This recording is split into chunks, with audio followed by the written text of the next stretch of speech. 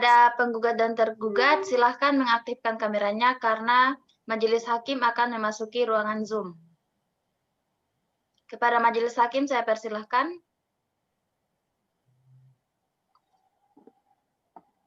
Ya, terima kasih. Sidang Peradilan Semu Tata Usaha Negara Fakultas Hukum Universitas Negeri Gorontalo dengan nomor perkara PT-UN /5/12/2020 dinyatakan dibuka dan diselenggarakan secara daring. Diingatkan kembali, agenda sidang pada hari ini adalah pembacaan putusan. Untuk itu, penggugat dan tergugat dimohonkan untuk menyimak putusan dengan baik. Para tergugat dan penggugat mengerti? Ya, jelas Pak. Ya. Baik. Saya akan membacakan putusan. Kedudukan hukum atau legal standing pemohon. Menimbang bahwa berdasarkan pasal 51 ayat 1 Undang-Undang Mahkamah Konstitusi beserta penjelasannya, yang dapat bertindak sebagai pemohon dalam pengajuan suatu undang-undang terhadap Undang-Undang Dasar 1945 adalah mereka yang menganggap hak dan atau kewajiban konstitusionalnya dirugikan oleh berlakunya undang-undang yang dimohonkan pengajuannya, yaitu yang pertama, perorangan warga negara Indonesia termasuk kelompok yang mempunyai kepentingan yang sama. Kedua, kesatuan masyarakat hukum adat sepanjang masih hidup dan sesuai dengan perkembangan masyarakat dan prinsip Negara Kesatuan Republik Indonesia. Yang ketiga, badan hukum publik atau privat. Keempat, lembaga negara. Dengan demikian, pemohon dan pengajuan undang-undang terhadap Undang-Undang Dasar 1945 harus menjelaskan dan membuktikan terlebih dahulu. Yang pertama, kedudukan sebagai pemohon sebagaimana yang dimaksud dalam pasal 51 ayat 1 Undang-Undang Mahkamah Konstitusi. Yang kedua, adanya kerugian hak dan atau kewenangan konstitusional yang diberikan oleh Undang Dasar 1945 yang diakibatkan oleh berlakunya undang-undang yang dimohonkan pengajuannya. Menimbang pula bahwa Mahkamah sejak putusan nomor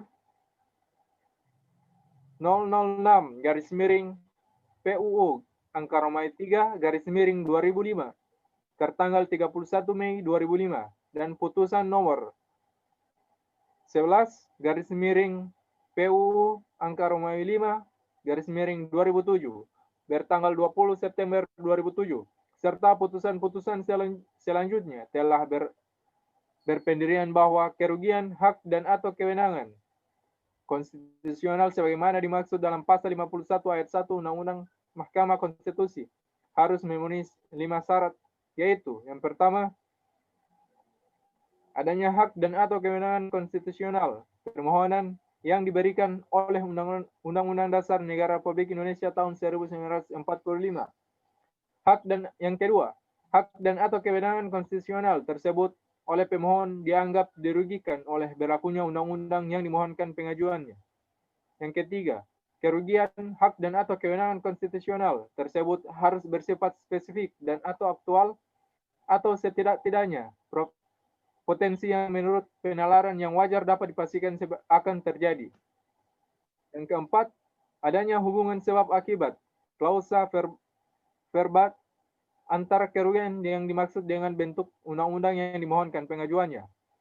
Yang kelima, adanya kemungkinan bahwa dengan dikabulkannya permohonan, maka kerugian hak dan atau kewenangan konstitusional seperti yang diadilkan tidak akan terjadi. Menimbang bahwa berdasarkan pasal 51 ayat 1 Undang-Undang Mahkamah Konstitusi dan syarat-syarat kerugian dan hak dan atau kewenangan konstitusional sebagaimana yang diuraikan di atas, selanjutnya Mahkamah akan mempertimbangkan kedudukan hukum atau legal standing pemohon dalam permohonan akuo. Menimbang bahwa berdasarkan pasal 51 ayat 1 Undang-Undang Mahkamah Konstitusi dan syarat-syarat kerugian, hak dan atau kewenangan konstitusional sebagaimana diuraikan di atas, selanjutnya Mahkamah akan mempertimbangkan kedudukan hukum atau legal standing pemohon dalam permohonan akuo. Menimbang bahwa berdasarkan pertimbangan dalam paragraf 3.7 di atas dan paragraf 3.8 serta dihubungkan dengan kerugian pemohon selaku perorangan warga negara Indonesia.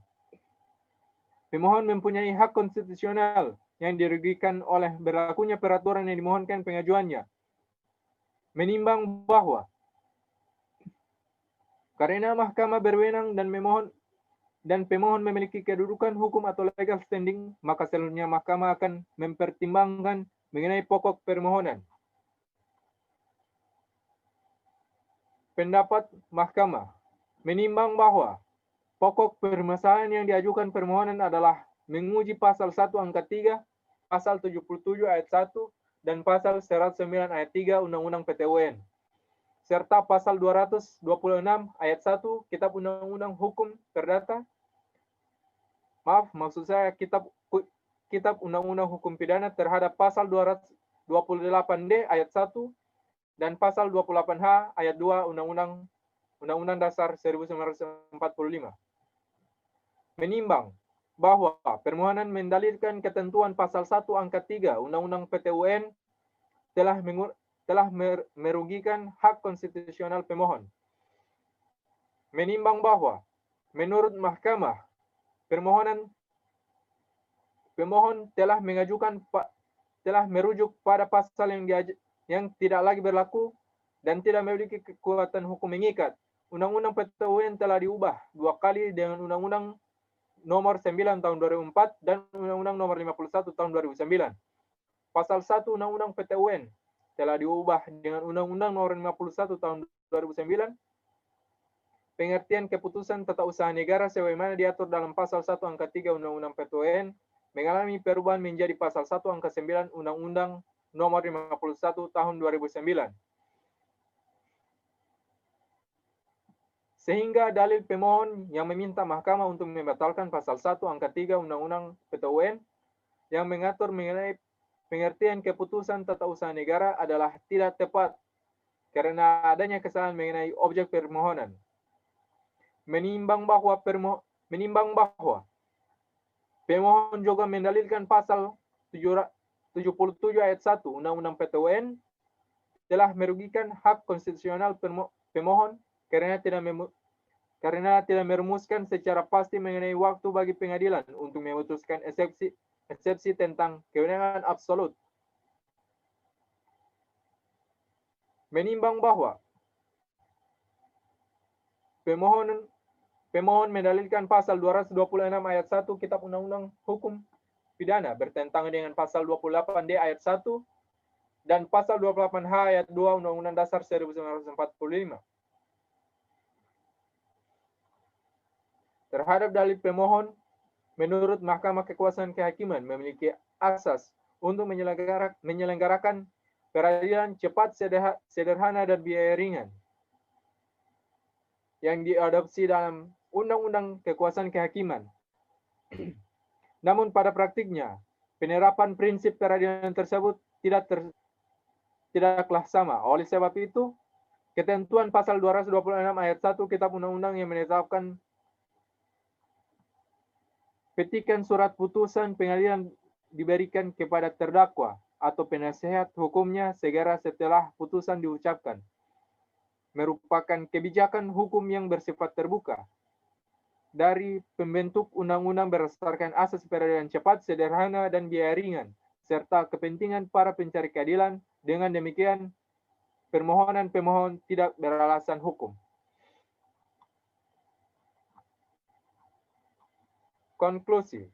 Berdasarkan penilaian atas fakta dan hukum sebagaimana diuraikan di atas, maka Mahkamah berkesimpulan Mahkamah berwenang untuk memeriksa, mengadili, dan memutus permohonan akuo. Yang kedua, pemohon mempunyai kedudukan hukum atau legal standing untuk mengajukan permohonan akuo. Yang ketiga, pemohon beralasan hukum untuk sebagian. Berdasarkan Undang-Undang Dasar Negara Republik Indonesia tahun 1945 dan Undang-Undang Nomor 24 tahun 2003 tentang Mahkamah Konstitusi dalam Lembaran Negara Republik Indonesia tahun 2003 Nomor 98, tambahan Lembaran Negara Republik Indonesia nomor 4316, sebagaimana telah diubah dengan Undang-Undang Nomor 8 tahun 2011 tentang perubahan atas Undang-Undang Nomor 24 tahun 2003 tentang Mahkamah Konstitusi dalam Lembaran Negara Republik Indonesia tahun 2011 Nomor 70, tambahan Lembaran Negara Republik Indonesia Nomor 5226, serta Undang-Undang Negara Republik Indonesia tahun 1945 Nomor 48 tahun 2009 tentang kekuasaan kehakiman dalam Lembaran Negara Republik Indonesia tahun 2009 Nomor 157, tambahan Lembaran Negara Republik Indonesia Nomor 5076.